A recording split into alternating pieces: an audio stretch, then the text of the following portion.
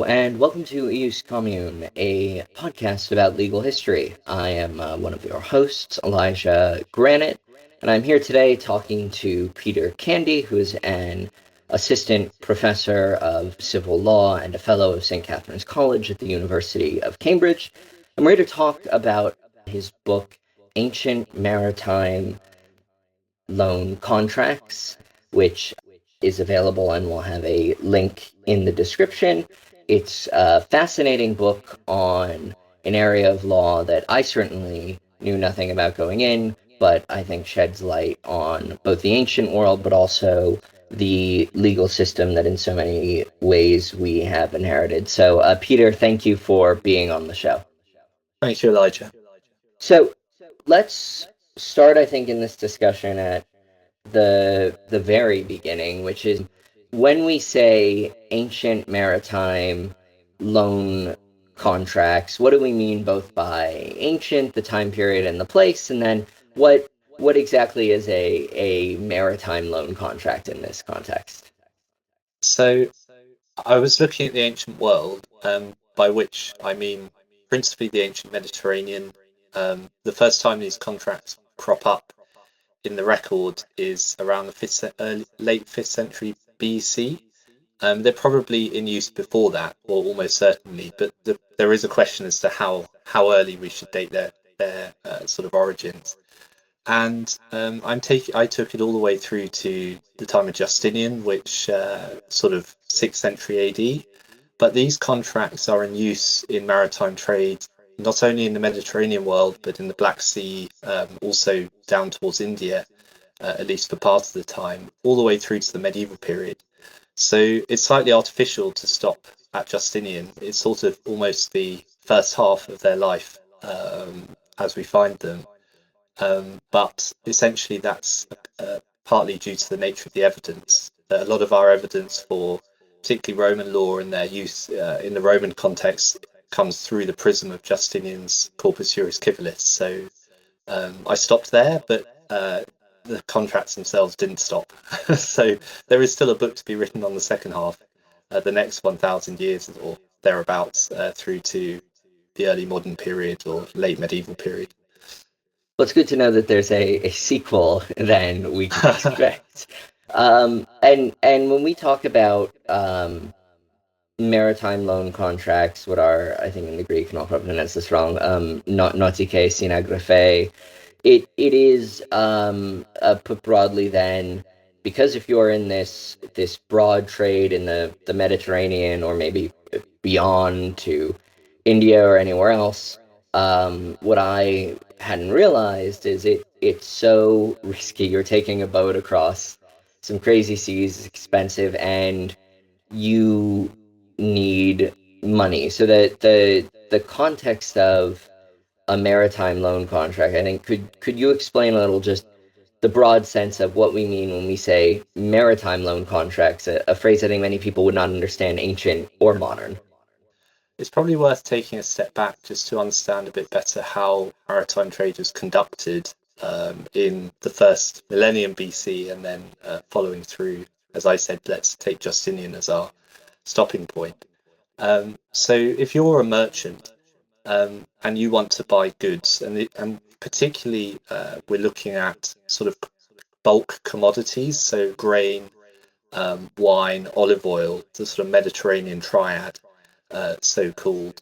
So what you find are merchants who typically can't fund the acquisition of large cargoes themselves, and so they borrow money from financiers, various places, essentially to purchase a cargo. And the way it worked was that they would then ship the cargo that they'd acquired with the borrowed money overseas to some other destination. They'd then sell the cargo that they'd shipped at the outport, and then they would buy a new cargo with the money that they'd raised from the sale in order to take back to the original home port, where they would then repay the loan with interest, of course. But the kicker in these contracts, and this is what really makes them maritime loan contracts rather than just standard loan contracts, is that whereas in a normal loan, the creditor lends the money and the borrower takes the whole risk of repayment. So if you borrow £1,000 and then you lose it down the drain, well, you still owe the £1,000 back.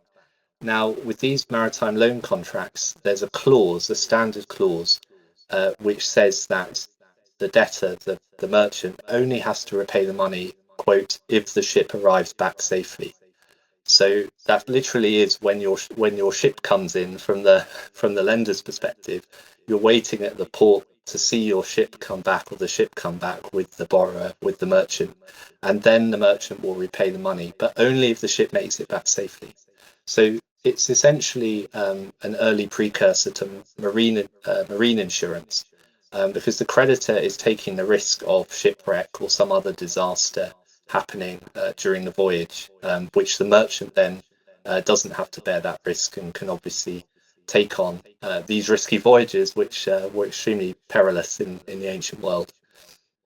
And one of the things I found so fascinating in the book is there's mention both in the Greek and Roman context of essentially intelligence networks of creditors to figure out when is the ship coming in, where is it? Because it seems so hard to try to figure out, is this ship late because it was shipwrecked? Is it late because our debtor is hiding Yeah, somewhere? I think one of the things that is really incredible across this is that they managed to make this work where even in the contracts they'll have to say so and so with a scar and blonde hair because there's no address for service. There's no easy way.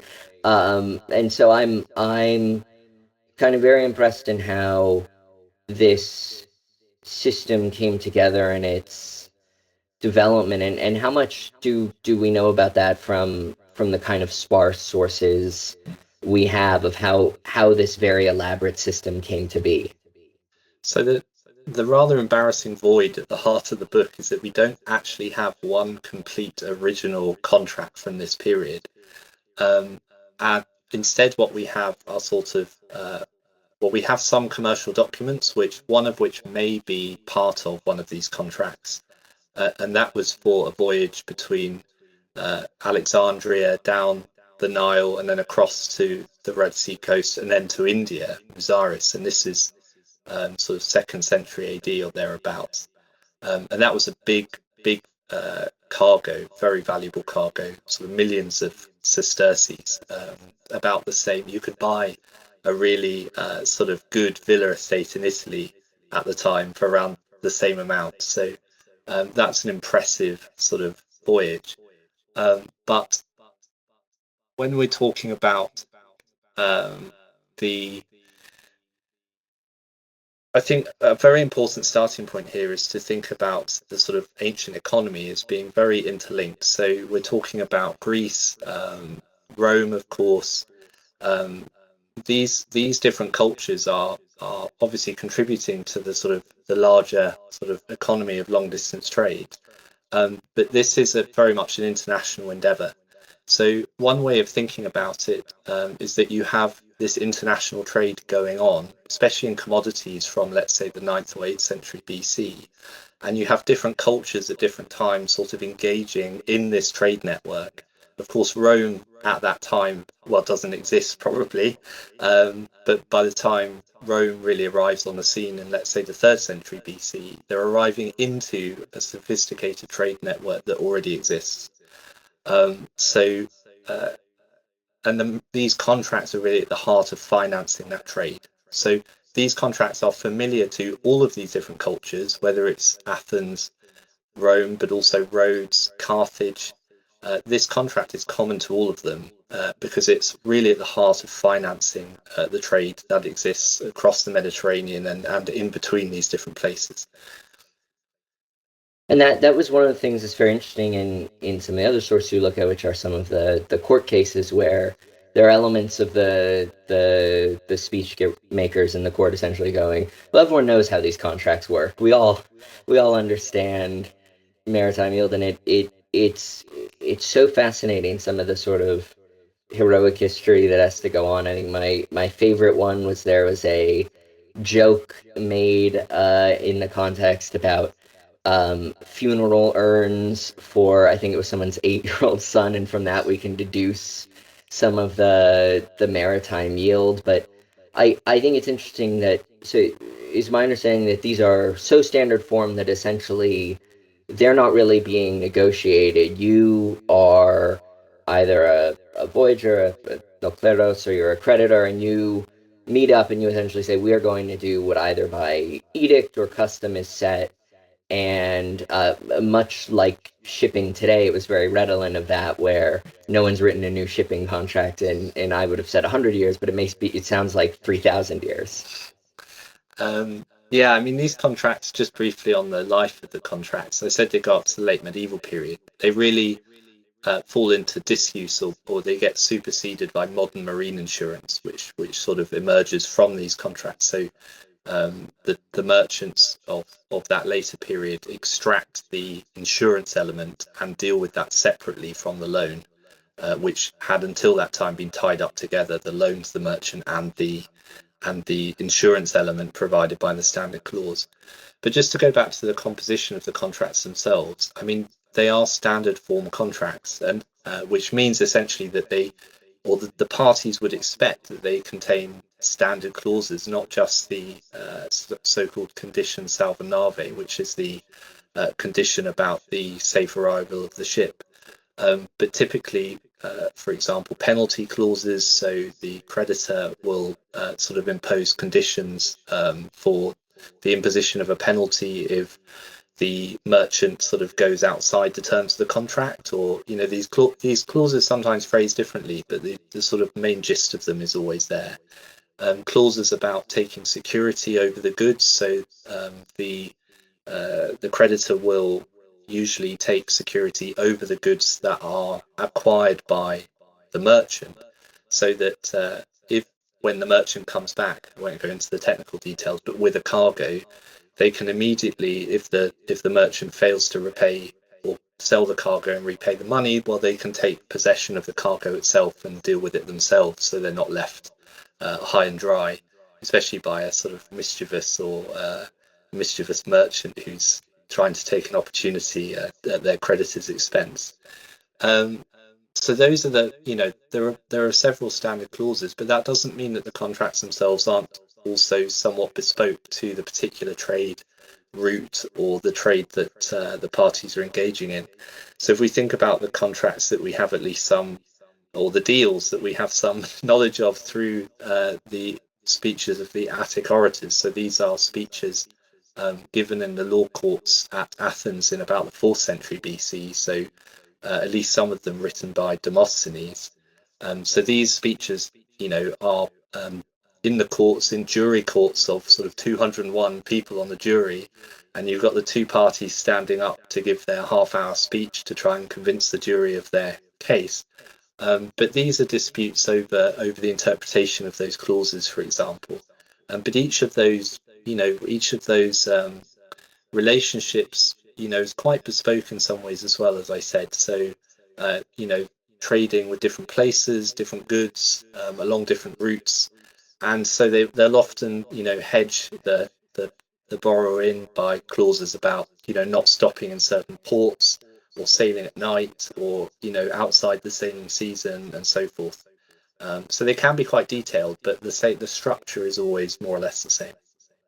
And one of the things I found very interesting that I think reflects a different system is there were elements of this that felt like true private laws, and like parties legislating for themselves, where it seemed like they had to put in clauses allowing enforcement, arrest of ships, things that we would today say are, oh, this is part of statute. You can't just contract to grab my goods without some regulation of bailiffs or anything. And it went all the way to, I know this is disputed, but the Kyrios clause implied at one point that you essentially can't even go to the court. We will just find you wherever you are if you meet the conditions.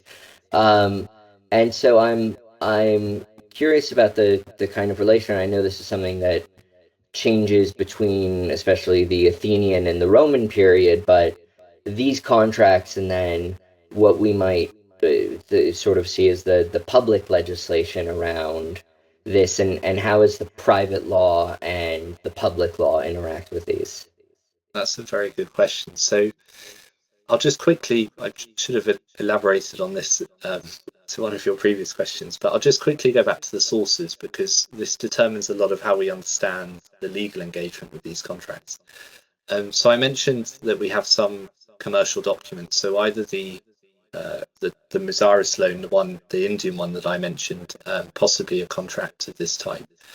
We have some bankers' documents that are kind of part of a loan dossier of which a maritime loan contract was part, but that you get bankers' receipts and so forth, surrounding the loan. So we have some of those. We have, we mentioned already the speeches of the Attic orators. So we have speeches of Demosthenes, Pseudo-Demosthenes from the 4th century BC, given or delivered in these courts in disputes between creditors and traders. And then we have the writings of the Roman jurists, which are transmitted to us, as I said, through Justinian's Corpus Juris. So these are sort of forms of legal literature written by jurists basically from the 1st century BC to the early 3rd century AD. They're fairly patchy as well, different jurists, different kinds of engagement with the contracts, but I can say a bit more about the detail there perhaps in a minute. And then we have, for the later period, sort of imperial constitutions, Roman emperors making or decrees and so forth about how the law should deal with these contracts, and then Justinian himself is legislating around these as well. So we have a really fragmentary and diverse sort of picture, and coming at these contracts from all sorts of different angles, but like I said, not actually having a complete original document that we can refer to. Just with one caveat, which is that we do have at least one what looks like a complete contract by report. So not the actual document itself, but a report of the contents of the contract in one of those speeches of Demosthenes, where it was essentially presented as evidence in the trial as a document, because then the parties argued about the interpretation of the clauses in the contract. So really sort of diverse, fragmentary picture, as I said, but it determines a lot how we engage with the legal background to the contracts themselves. So I'll just say a word then in response to your question, which is about private law, public law, and so forth. But I mean, it depends how you come at it with your sort of idea of law. So you mentioned already that the parties are sort of private ordering in some ways, and there's a lot of custom involved, which from the perspective of the parties would have amounted to law, even if it might not have been applied directly in the courts. But also you have then bodies of law developing, at least in a kind of nascent sense, at Athens, but then definitely at Rome, when the jurists are using these contracts as a basis to think about the interpretation of contracts, for example, contractual conditions and so forth. So, and no doubt, you have cases arising in the courts about about the interpretation of these contracts at Rome just as much as at Athens, but then also at places like Syracuse, Carthage, wherever else these contracts were in use. And I think that is, the court cases are some of the most interesting things we have, and it's startling to think that they might be such a small sample, because it looks like from reading this that both in Athens, where it was maybe more informal, and then in Rome, where you had essentially two different procedural paths, in both legal systems they are encouraging what looks like to a modern lawyer a hybrid between maybe negotiation and arbitration, with perhaps a magistrate mediating you. So do we know, or I should stop using know, do we have a guess as to how even representative these cases that you excerpt and discuss are of the broader trade, if they made it to their respective courts?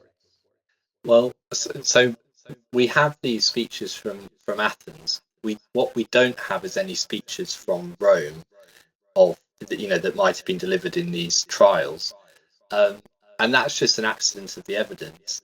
We have unfortunately only one and a half fragmentary version of only one of Cicero's speeches in private civil cases at Rome. We have his murder trials and other political cases like against Ferrers and so on, but we just unfortunately don't have really any speeches made in civil trials, but almost certainly there will have been the same disputes arising at Rome as at Athens, and by chance survival, we might have had a speech, who knows, by Cicero in one of these cases. I mean, Demosthenes was writing speeches for in at least 3 cases that we have. And to have 3 speeches of Demosthenes or some other orator, surviving in the evidence that we have is quite remarkable. 3 cases just on the interpretation of this particular kind of contract. So it suggests that there might have been a lot of cases coming up. But who knows, of course, we don't know. Yeah.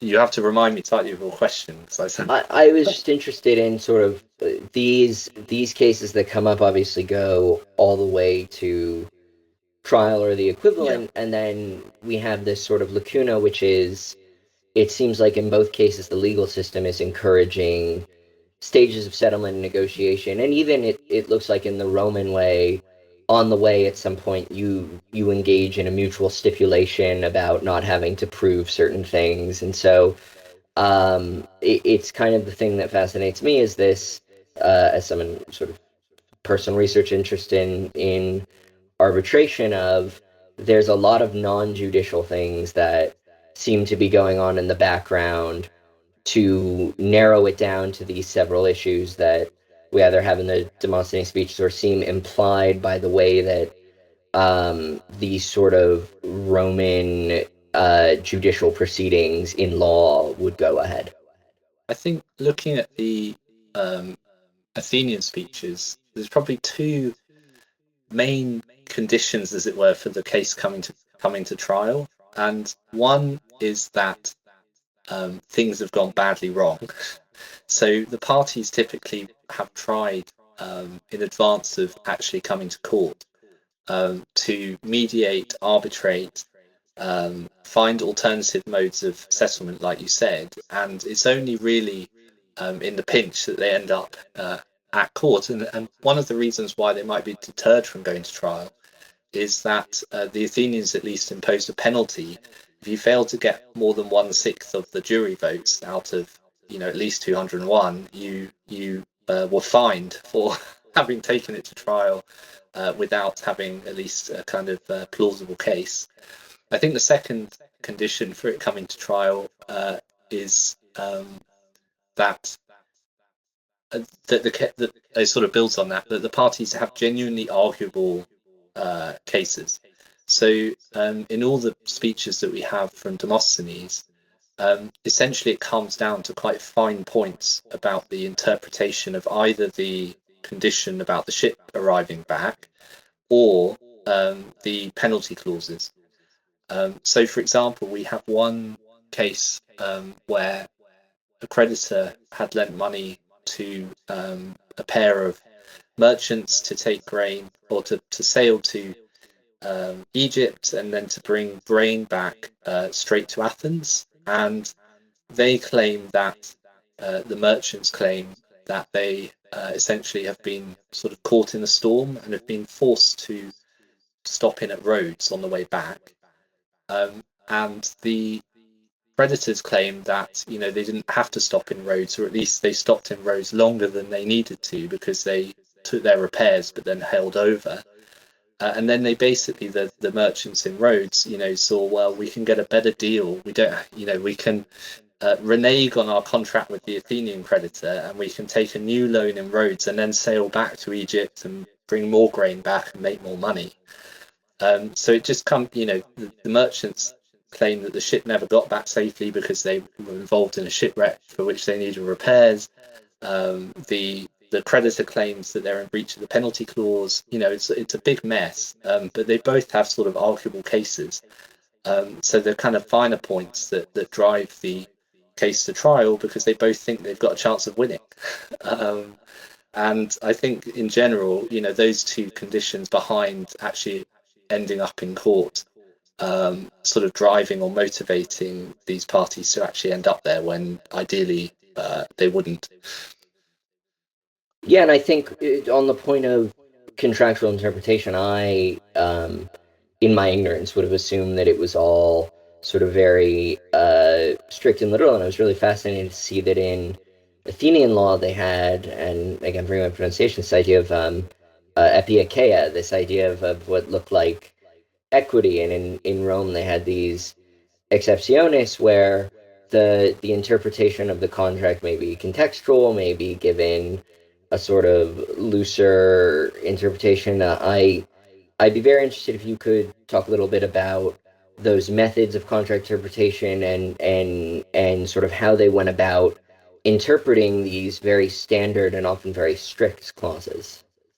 Yeah, so I mean, this is a really good question. I mean, it gets right to the heart of how these contracts sort of appear in our legal sources and why they're important for developing, particularly at Rome, sort of doctrines of interpretation that then get applied across the board to different contracts, not just these particular standard form contracts from maritime trade.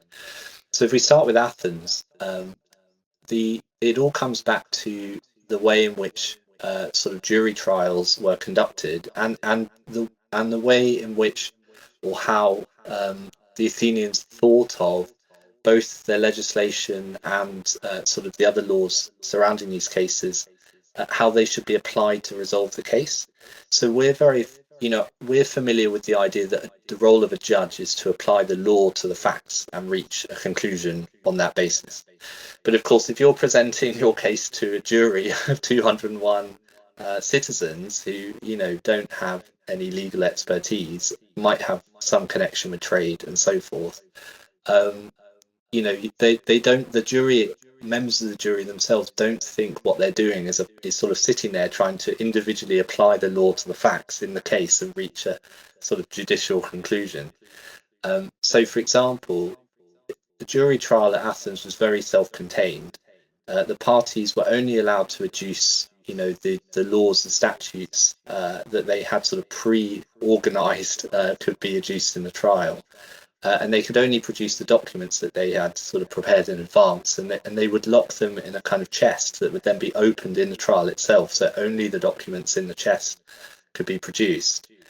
And essentially, both each of the litigants was trying to convince the jury that there was a law. So, for example, at Athens, there was a law that said that basically the terms of a written contract was sort of final, and basically that they should be strictly interpreted. And then on the other side, as you said, so you've got on the one hand, for example, the creditor trying to rely on a penalty clause and pointing to this statute, saying that this is a written contract, so that this has to be enforced or this is binding. And then on the other side, you've got the merchant saying, yes, strictly this clause or this condition has been fulfilled, so that I would have to pay the penalty, except that I had a good reason why the condition failed. So for example, like I said, the shipwreck or being driven in for repairs short of a shipwreck, for example. And that's an argument motivated by so-called epieikeia, which basically means kind of equity. In the Roman language, it's equitas. Some reason, good reason, equitable reason why the law should not be strictly applied in this case. So you have a to and fro, and then the jury ultimately has to vote, and they put pebbles in the pot to indicate what they think. You get the same, just to mention Rome briefly, we've dwelled much more on Athens, but at Rome you get a kind of similar mechanism, but the big difference at Rome is that you don't have a jury trial, you have a single judge, so it couldn't really be more different. Although the judge is a layperson, so not a professional. So, in a similar position to one juror making or giving their opinion. But there the procedure is sort of builds in the equitable component. So as you go in front of a magistrate first, the creditor might be claiming they ought to be paid the loan back. They select a remedy, and the magistrate will grant the trial, except that the defendant, the merchant, might plead an exception, as you mentioned, a sort of defence, which is motivated on some equitable grounds. So there are only certain recognised defences in these cases, but one might be, that they had So the creditor would be trying to enforce the contract, and they would plead that they'd been induced into it by fraud or something like this. So again, sort of equitable defences that can at least come to the debtor's rescue in the event that you have a creditor trying to extract the loan back with the interest in spite of sort of mitigating circumstances. And that is all so fascinating. I think one of the things that made me laugh in the book was there's a mention of the tactics a good lawyer should try in the Athenian court. And they were like, emphasize the facts that help you, hide the facts that don't, try to get the jury. It was amazing how little that aspect, even with a 200-person jury, which is closer to a political campaign than what we would see today, how constant that is. Looking at some of the contents of the contract, I think I kept in my head substituting maritime yield for interest in the early parts of the book because I'm like, well, I know what interest means. And as I read through, I went, well, how alike are these two things? Because it seemed like, in the one hand, there is clearly similarities, but also it's different. I think then there's also the question of how maritime yield is calculated, and it seems to be this very distinct thing that fits the trade like a glove. And so I'd be interested if you could talk a little bit about what maritime yield is, how we think it was calculated, and sort of how it fits into this very elaborate system we've been discussing. Yeah, so I've used the word interest so far just because it's the familiar word, and it wouldn't make sense to use the word yield particularly without having explained the distinction. But with our idea of interest is essentially tied to the notion that we're calculating by increments over time. So a certain percentage per annum is our sort of classic calculation. And of course, in the ancient Mediterranean, this is just the normal way of calculating interest on a normal loan. Now, the distinctive aspect of a maritime loan contract is that you lend the money. Typically, there are sort of customary fractions. So you say, I'm lending you, let's say I'm lending you 100 denarii or whatever it might be, and well, that'd be a lot of money, but 1,000 sesterces, something like that. And then essentially the idea is that if the ship comes back safely, you'll pay me back that 1,000 sesterces plus, say, 20% of that amount, which should be, so I'd get back 1,200 sesterces. So 1/5 or 1/3 is sort of the most we find. The customary yield is 1/8, but probably for short term, sort of 2 to 3 day voyages. But that's sort of a classic sort of fraction that we find, or customary fraction over a long period of time. But what distinguishes this from interest calculated by time is that, of course, the voyage could take 2 days, it could take 3 days, it could take 2 months, and the yield will stay the same however long the voyage happens to be. So it's not calculated by time at the outset, although you could retrospectively calculate it backwards. But the yield is just a fixed amount. And that will be sort of hedged, there will be limits, outer limits placed on that by the creditor. So they'll say, for a maximum voyage of 200 days is one example we have, or, only within the sailing season. So that gives a sort of, long deadline. But within those outer limits, it could take any amount of time. And of course, that reflects, the exigencies of maritime trade. You don't know if you're going to get stuck in a port somewhere, held up by customs. There's a lot of taxation in the background. In one case that we have in the Athenian speeches, the debtor gets stuck in a war zone. He gets there with his cargo, we think of sort of perfumes, and dies. And then finds out that there's a war going on in Scythia, as it happens to be, or thereabouts, and so he can't sell any of his, quote, trash, as there's no market for it anymore. So there's all manner of things that can go wrong, and of course the parties can't necessarily anticipate how long it's actually going to take.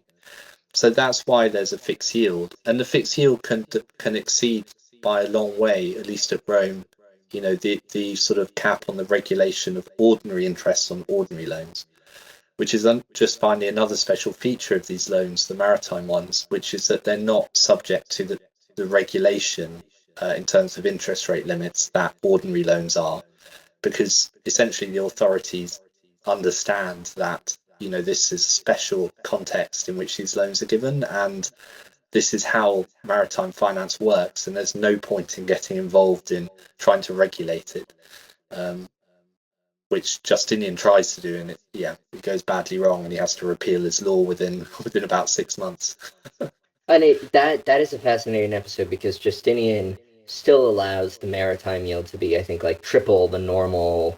It was like 12% interest or yield, and then 4%, and even that couldn't do it because the risk is so high. And I think one of the interesting things is, despite the risk, clearly the profits were enough that you not only had a large amount of creditors, but you had essentially them, and I found this fascinating, pooling risk, and you make the comparison to modern P&I clubs, and it seems that especially in the Roman context, there really were almost informal like hedge funds of people getting together and deciding how to invest. And I'm curious about that sort of social, informal but still organized way of creating lending in a period where obviously there aren't banks for another, I think, 1400 years in the modern Yeah. sense.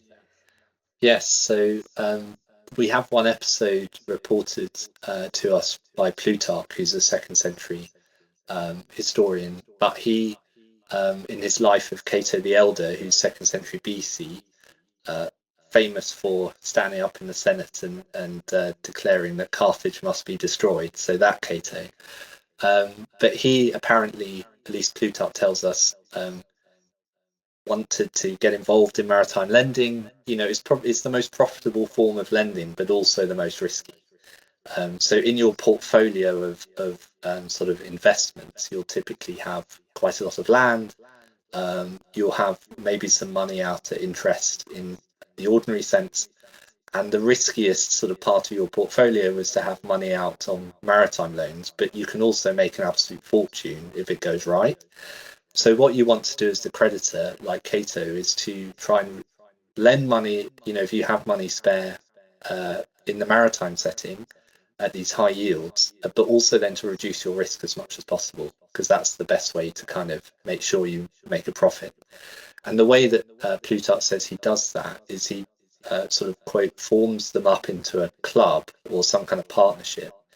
And it's debated what this actually looks like from a legal point of view, but at least I think it was the sort of prototypical form of protection and insurance clubs, so P&I club, which is essentially a club of shippers who get together to distribute the risk of what might be called hull insurance. So essentially that risk of shipwreck. And so the idea is, if you're a member of this club, one person suffers a chance accident, well, then you all share the loss of that accident among you. And that way, you can all kind of stay in business because you're sharing that risk, which could hit anyone at any time. But the reason that's good for Cato is that typically with these P&I clubs in the modern sense, they work by regulating their own membership, so they're self-selecting. So you only get into the club if everyone agrees, and so they'll only let people into the club who are reliable, who have good ships, and so on.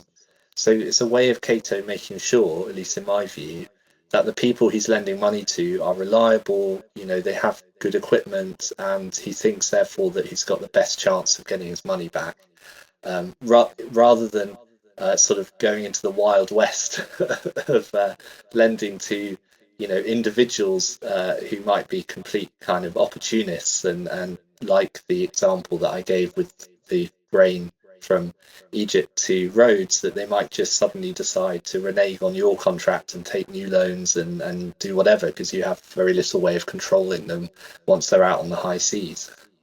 Quite, and there's mention of they might have to send a slave to essentially spy on the crew, but it seems like that's a pretty weak enforcement mechanism because it's one slave and then the entire crew of the vessel. So it is this trust thing, and I think it's so fascinating because and maybe these are just modern goggles, but you see not only insurance but actually reinsurance. You see almost all of the things that build into our sort of modern, very stale and old framework of maritime trade going pretty far back. And I know this is a bit outside the time scope, but to what degree is there continuity was the question I kept asking, or is this just convergent evolution where this is essentially the only sensible way to do it? Or if I'm a jurist looking or someone, an enterprising person at a joint stock company in London in the 18th century,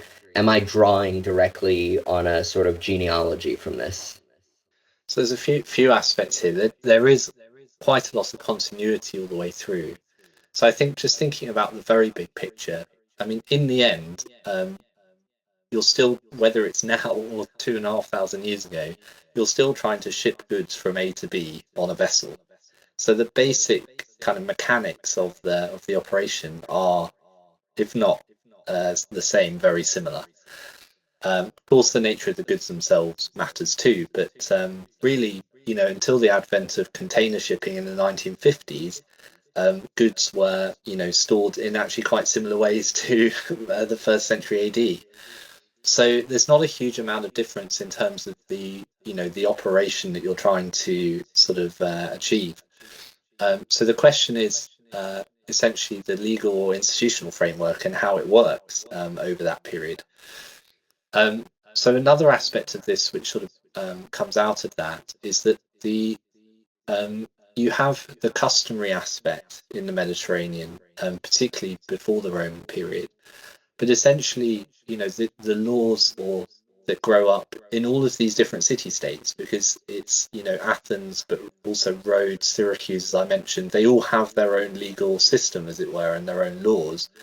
And what you find is that when Rome enters the scene, and then by the late first century BC, it has established or mostly established an empire, encompassing the Mediterranean, that they incorporate a lot of the laws of that have sort of been used for a long period of time to regulate this trade in different places into their own law, which becomes, at least at one level, sort of the law of the empire.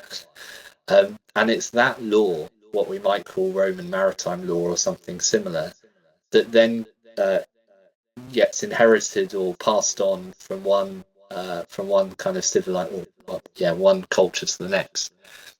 So to give an illustration in the how that afterlife or continued life of that body of law, um, you find in England, for example, even in a common law jurisdiction, the courts of admiralty, at least until they were abolished, were applying essentially Roman law. You find also, just to give a specific example, the laws or the principles governing jettison. So this comes ultimately from a so-called lex Rhodia, which is a law of roads of some description. And this travels all the way through Roman law, and you'll still find in modern cases involving jettison, at the beginning, the judge will often say, well, the origins of our principles are the Rhodian law, and we're still using them today. um, and I should just say what that law actually says, which is that if the ship gets stuck in a storm and goods have to be thrown overboard, of course, it's not completely random, but one merchant is going to have their goods thrown overboard to save the goods of the others. And so the principle is that all of the people who have their goods stowed on board will share in the loss. And again, it's another instance of sharing in the loss, because it's essentially arbitrary whose goods get thrown over, and so it's only fair that everybody should sort of pay in to equalize that loss. It's called the contribution principle. So that's a specific instance, but yes, the bedrock of sort of private international law in this area is ultimately the Roman law, which is derived or a composite of the Greek law, as it were, from before that. That is just so incredible, and I think and I know a fair bit about private international. I must admit, I know very little about admiralty law, which I think for almost anyone who goes through law school is just one of those, if it's ever mentioned, is a there be dragons area. They do things strangely there, but it is so interesting to go through this not knowing the period and go, oh, I recognize these things. I see the analogies, even if other things, some of the conditions, some of the ways don't work. And it was also very interesting reading the book to peek into a field I didn't really know, and I didn't know quite how politely vicious it is. It's fascinating to see both the text and the notes, and in English, French, and German, you have people disputing over this, and so I'm curious, what's the current state of the field into this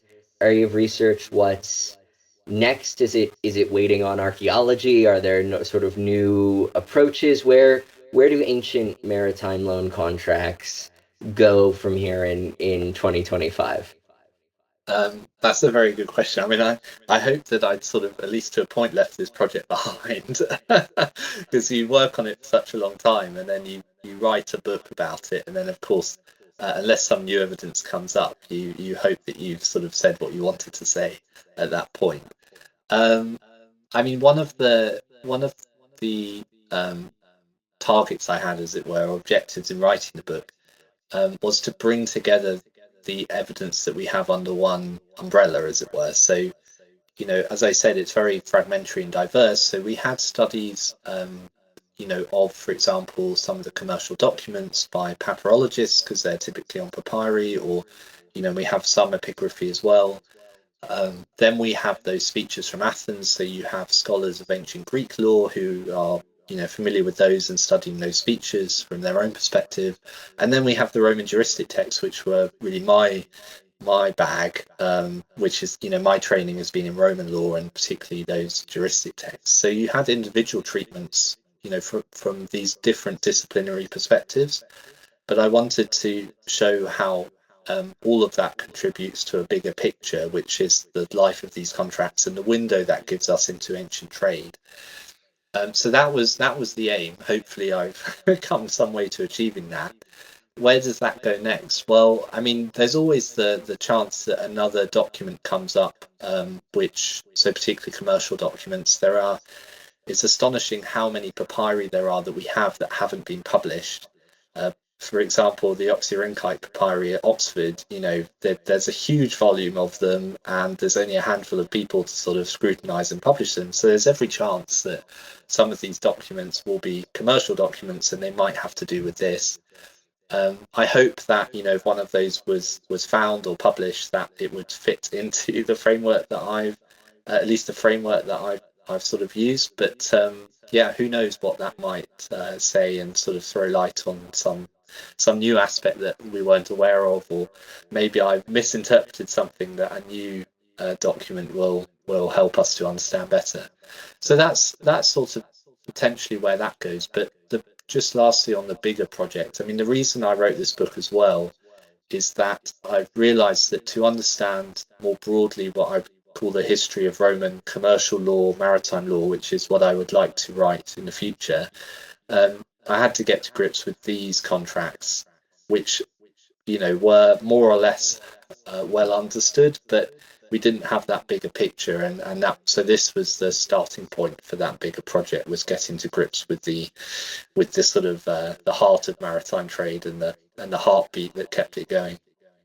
Well, and if it was such a valuable thing to have in a book that is, I think, before the appendix, 200 odd pages, to have all the primary sources in their fragmentation in English, to have more secondary sources mentioned than I could ever go into, and yet also, while being sort of having that intellectual honesty and openness to get a pretty clear explanation. It was incredibly valuable. I would say to listeners, this is absolutely something to pick up, particularly if you never have thought about, as I had not, the ancient maritime trade before, because it is such a fascinating glimpse of a law that is both alien but so familiar, and I think it gives you an understanding of contract, of commercial law, and so, like I said, there will be a link in the notes. I'm sure with many of our listeners' academic affiliations, it should be in your law library. If not,